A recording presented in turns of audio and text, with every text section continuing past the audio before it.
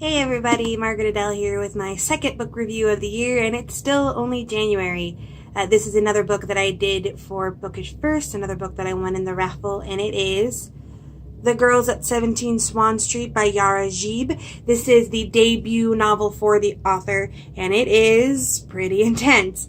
This is an adult contemporary told in a kind of poetic, lyrical style, all about a young woman who moves to America from France and ends up having to move into a group home for anorexia, that being the 17 Swann Street of the title. Now, when you're dealing with something like this, the first question always is this own voices? Is this something that the author has personal knowledge of? To which I say, I think. Obviously, this isn't the kind of thing you can just ask someone or DM them, hey, did you have anorexia? So I kind of been gleaning. If you look in the first part here, they have a little letter by, I believe that's the agent, and she talks about how this was inspired by the author's own experience. I don't know if that means that Yara Zgheib had anorexia or worked with people who have anorexia or whatever. So to some extent, yes. And I have been fortunately blessed enough to not have that struggle or have anyone close to me have that struggle. So I can't tell you the authenticity of how the eating disorders are portrayed. There's actually a couple different ones. But it is very much the focus of the book. So if you have struggled with it and this might be triggering for you, you might want to avoid. But on the other hand, if this is something you've never had much to do with and you want to get into the emotional part of it, this would probably be the best choice. So, as usual, I have my list of points. And this isn't necessarily like my old list where it's pros and cons, because in this kind of thing, because I can't talk to the authenticity of the way the disease is portrayed, I don't really want to touch that. So I'm going to talk about being a person that's never had or dealt with that disease directly, how that made me feel in that way. Now, this is definitely a heavy topic, and it does not shy away. It talks about the heartbreak of the disease that it causes on her, Anna, the main character's relationships in depth, namely that with her husband and father especially. This is very, the style kind of helps to lighten it a little bit, in that it's very non-linear, and you could have, a scene with her forcing down a breakfast she doesn't want to eat at 17 Swann Street, and then the next chapter is this short little happy memory of her and her husband. And so it kind of works to break up it's not a drudgery, it's all interesting, but the heaviness, so that you're not totally lost in the mind of a girl that's terrified by the idea of eating a full bagel with cream cheese. And that's a big part of it. The ending is very open-ended. So if you want that, she's cured, move on, type of ending, you're not gonna get that. I'm not gonna give the ending in depth. There are some twists and turns that are a little bit heartbreaking. But the disease in itself, or from what little I know of the disease, this isn't I'm cured and it's done. Anorexia and other eating disorders is very much like an alcoholism type thing, where you can move past it in that you won't be actually going out without food, but it's never something that you can just be cured of and move on from. So if you're the kind of person that needs like a happy ending where everything's fixed, probably not. And I know that sounds like I'm trying to scare you from reading it. I'm really not. This is just one of those books where you need to know what you're getting into when you jump into it, or else you're going to be blindsided. It is very blunt in certain points. I believe at page 12, yes. The main character says, I do not suffer from anorexia. I have anorexia. The two states are not the same. I know my anorexia. I understand it better than the world around me. So it's very much a case of she's very blunt about it, which I know sounds weird when I said that, it's poetic, but it's kind of this weird mix of both, but I like it.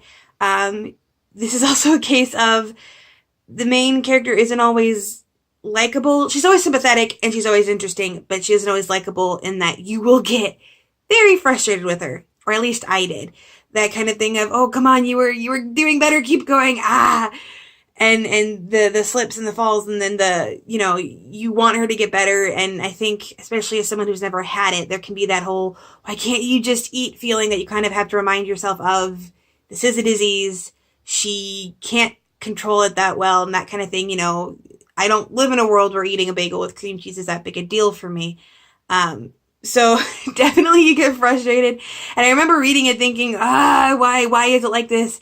And then I remember I'm like, that's probably what it's like when you have a close, a loved one that's battling this disorder. You probably have those feelings of, why won't you just eat?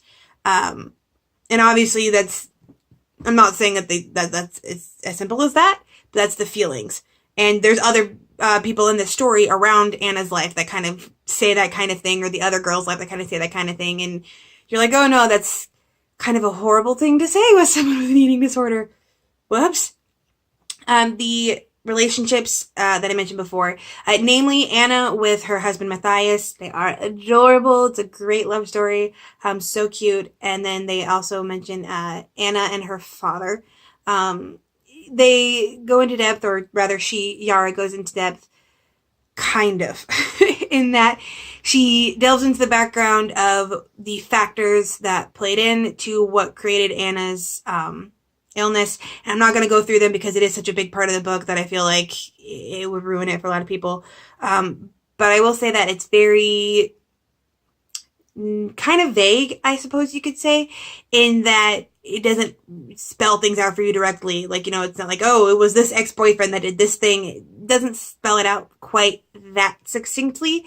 You kind of have to glean from what bits you get as to, oh, this happened in her life. She was in this situation and that led to this. And so you definitely have to read it in depth. It's definitely a good book for discussions. If you're already kind of like a book club person, it's great for that. I would definitely recommend it. It definitely evokes, let me look here, deep feelings. Like I mentioned before, frustration and heartbreak, and you just want to get her to get over it, and it's not that easy, but there's still that whole, you just want her to be better. And so there definitely is that kind of like hope, but also a little bit of dread as you read, like, what if she doesn't get better? One of the things I really liked is one of the storytelling devices in the story is actually medical forms, where she has filled out these essentially the forms for monitoring her.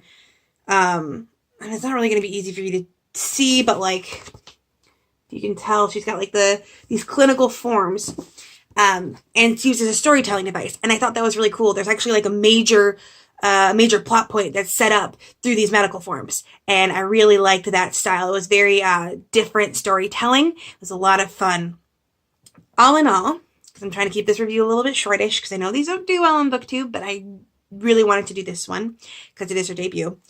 I don't know that this is a book that I would ever reread. Like I mentioned before, very heavy topics, very emotional.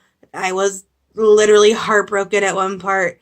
But this is definitely one of those books where I'm glad I read it in the first place. I would suggest it, especially, and again, I wish someone with some more actual experience with anorexia would read this and tell me if it's authentic. For my part, it was a great eye-opening experience to what the mindset of someone with anorexia is. And like I said, the author may or may not have dealt with the disorder in some way. I don't know, and I'm not going to be rude enough to ask. I'm definitely of the mindset of that you don't force authors to reveal their secrets of their life if they don't want to, just to prove whether or not their book is own voice. So all in all, glad I read it. Probably won't reread it. Like a classic novel, where you're happy you read it and then you move on, you don't go back to it. All in all, I did give this 5 stars, which I was gonna hope to wait to give a book 5 stars because I wanted to like set up myself as a tough but fair book reviewer, but this book set out with a singular purpose. It achieved that purpose excellently. There is great, unusual or unique storytelling devices that you don't see in a lot of books. It's very poetic and nonlinear, so if you're a fan of that kind of writing, it's done beautifully. All in all, a fantastic debut. Now this, I believe, comes out, yes, February 5th. So less than a month, like 3 weeks now. So if you would like to, please, please, please pick it up anywhere normal books are sold. You will definitely, you may not be smiling the whole way through, but you definitely will be thinking the whole way through. And for that, it is fantastic. So thank you so much for coming along with me. I hope you don't mind that I'm going to do some more book reviews in the future. And I hope you have a wonderful day and a marvelous tomorrow.